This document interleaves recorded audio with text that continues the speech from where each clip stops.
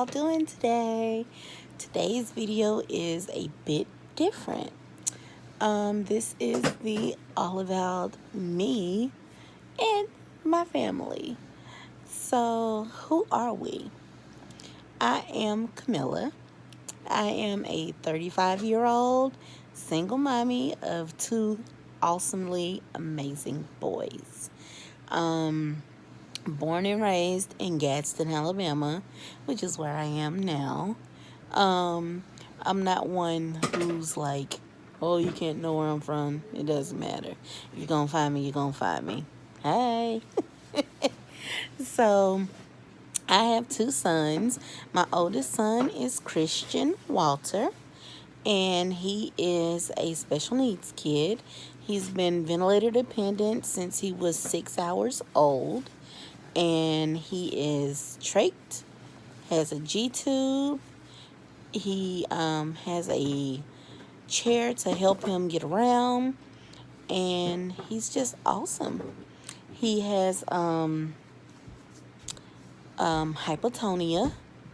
He has epilepsy. Those are like his underlying diagnosis. He is not fully diagnosed. We do not know why he's on a ventilator. His lungs are mature, are healthy, which is a mystery. He's just supposed to be here. He's my miracle baby. And he's sleeping. That's what y'all hear. He's snoring right beside me. So, yeah. Our journey started back in 2012 when he was born, and it was just a lot with him when he was born. We'll get into those details at another day. So my second son is Ezra. Ezra turned 3 years old in August, and he is the total opposite of Christian. I tell everybody that Ezra, he goes 50 miles an hour from the time he wakes up to the time he goes down. Like, he literally crashes while talking. Christian spoiled me, so when Ezra came along, it was a whole 360 of what I knew being a mommy was. It was like being a first-time mom all over again, because here I am having to burp a kid. Here I am having to not figure out when he's not being on the schedule with eating. It's been a journey. It's been a journey. But I love it. I love my life with my boys. They are my everything, and I wouldn't change it for the world. They're total opposites, night and day. Christian can't stand for you to kiss and love on him, and Ezra, he's all over you, like, constantly. Yeah, they're just opposites. So, about me, let's rewind back to me. I started this YouTube channel to give me accountability when I was not chosen to be on The Biggest Loser. I tried out for The Biggest Loser in February of 2011. Went to Nashville, stood outside in the line for 8 hours all day, met a wonderful group of people, kept in contact with those people, a lot of them, and none of us got chosen. Like, none of us were chosen to be on the show. And they interviewed us in groups, and they were like, well, if you do not receive a call back today, here's the instructions on making a video for YouTube.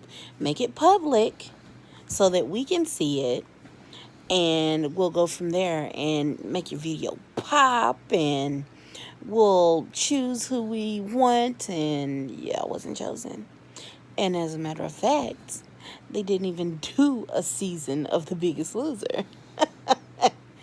So yeah, I left my video public. I left my video open, and it started getting views. And it started getting views. And it started getting views. And before I knew it, it was up to 1K. And I was like, why are people watching this? Like, this isn't for people to watch. But it seemed as though people were genuinely interested in me wanting to be on The Biggest Loser. So after that, I just left it up. And to this day, it has, I believe, 60,000 views on it. Like, what? But that's how my journey with YouTube started. So I was like, okay, well, if people are watching this video on YouTube, post a little bit more. So that's what I did. Gradually through the years, I've posted a little bit more. Hi, baby. He has on his headphones that he just got, and he's loving it. Like, it's been a whole total 360 turnaround with these headphones. But I digress. Uh-huh. Okay. Are you enjoying your iPad? Oh, okay. He just clapped at me, so I guess that's a yes. But I posted here, I posted there, and then I got pregnant with Christian the following year, and I was contacted by the Dr. Oz show while I was pregnant with Christian. So I thought it was a hoax because they contacted me through Twitter, and I was not real active on Twitter. Facebook has always been my jam. So I was like, this is a hoax. These people are, this really isn't anybody. So I reached out and I followed through, and it actually was somebody from the Dr. Oz show. And they actually did want me to be on the show. So here I was, 7 months pregnant, traveling to New York City by myself, me and my belly.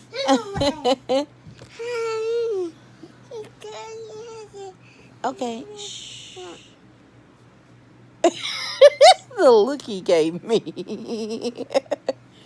So here I was traveling by myself to New York City to be on the Dr. Oz show. And it wasn't the best experience as I thought it would be, but I was glad that I went. I was glad that I had the opportunity. And from there, I was gifted with a stay at the Structure House in Durham, North Carolina for a month to help me correct my binge eating habits and to help me lose weight, pretty much, essentially. So I was all set, gung-ho ready, and I was like, okay, this is going to be the change that I need for my life. And then I had Christian. A complicated situation. I was so distraught because I waited until after I had Christian to fulfill my gift, because they told me that I would have a year to do it. And so I was like, well, I'll just get right to it as soon as I have Christian, shed that baby fat and get back to being on top of the world and losing the weight. God said, screw, hold your brakes. Let me humble you and show you what I can do. And I ended up staying in the hospital with Christian for 7 months. We stayed in the hospital 229 days. We eventually had to move into the Ronald McDonald House to Birmingham. And that's my biggest charity and my biggest give back that I support to this day is the Ronald McDonald House. That's a whole nother story as well. I got a lot to share about them. But they're an awesome, amazing organization, and I will forever be thankful and grateful for the Ronald McDonald House. So, yeah, we ended up staying there, and we got out June 17th. That's our escape anniversary, is what I call it. And the following week, June the 26th, we took Christian on his first trip to the Tennessee Aquarium. And July the 1st, I was headed to Durham, North Carolina. First time away from my baby ever. So it was very emotional, very hard to do, but I did it. And thank God for FaceTime. Thank God for my mama. Because I wouldn't have been able to do it without her support, without her taking care of Christian while I was gone with a nurse in addition to her. And it just worked out as it did. So there I documented my journey at the structure house. I will continue talking about the rest of my journey in part 2.